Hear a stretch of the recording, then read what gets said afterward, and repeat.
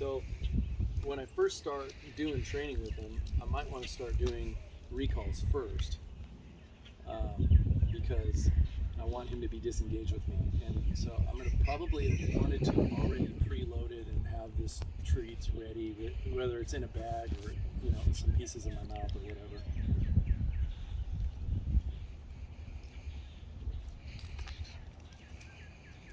Because what happened was I started by doing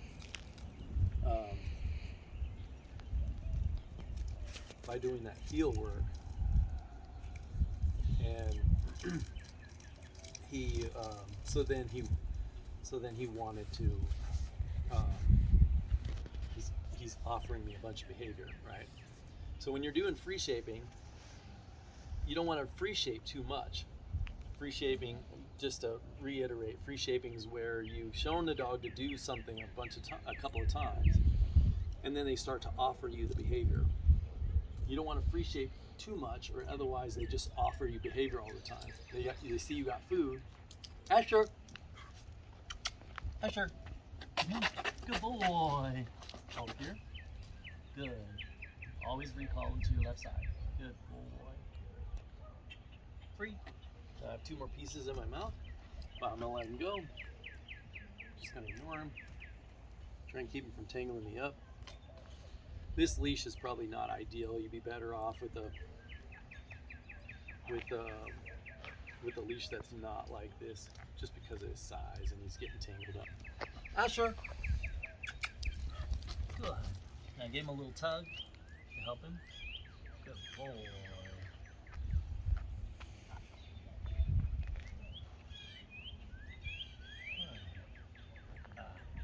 Free. I accidentally rewarded him when he was standing up on his hind feet, but so just try to make as few mistakes as possible. Everybody's going to make mistakes, but try to make as few as you possibly can. The less mistakes you make, the more you will, the faster they'll learn it, the behavior. There you go.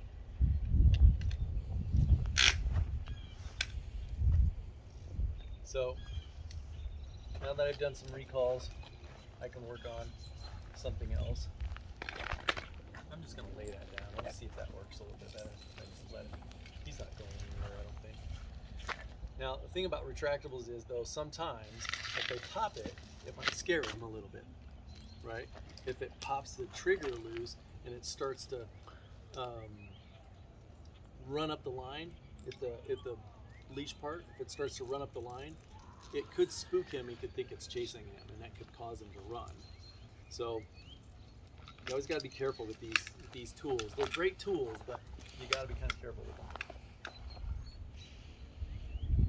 Asher, good boy. Good. All 4 feet on the ground here. Free. Now, I always release him afterwards if I'm not ready to pay him for anything else.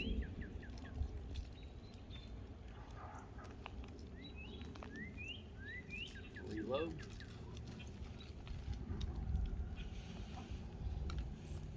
Now, one thing about dog training is that sometimes you're gonna teach a dog something that you're gonna have to fix later. The fact that I'm putting food in my mouth and I'm working him for it is gonna make him a little bit more engaged with me while I'm eating. So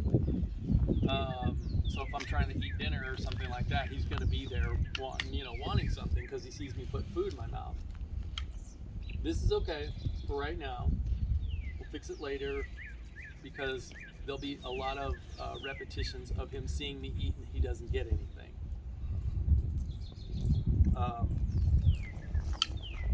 But that's also why you never want to, feed them while you're eating. Don't ever give them food off your plate, because they'll never leave you alone if you do.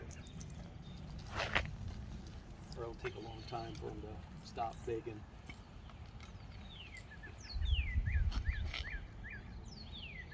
Good. So I bring him around behind my back.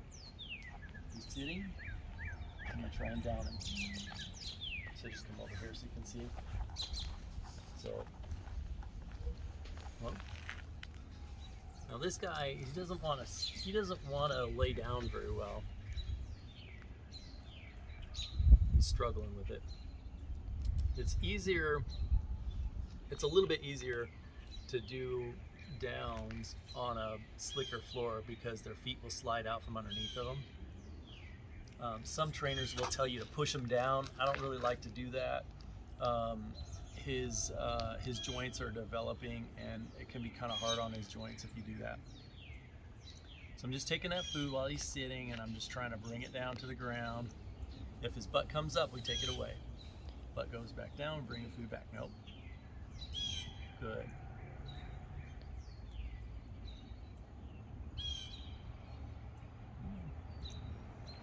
So I can try and draw it away a little bit from him, or I can go down like an L and go towards his stomach. Sometimes that'll push him down. He's really going to struggle with this a little. I think this is going to be a hard thing for him to really get. No.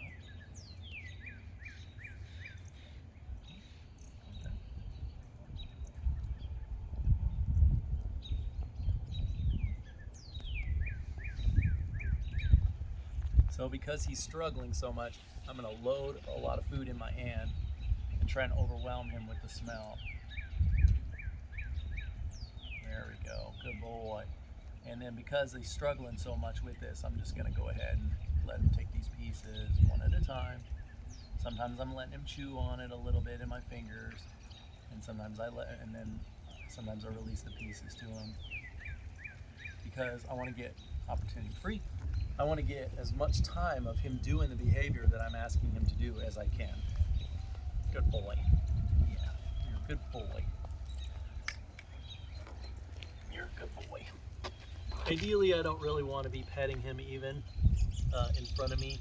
I really want to try and just always do anything rewarding for him when he's off to my side, because a little puppy like this will trip you when you're trying to work in the kitchen. You know, you're walking around the house, they want your attention, so they start running in front of you, and you know, that can cause you a lot of problems. So you don't want to do that. You can stop that.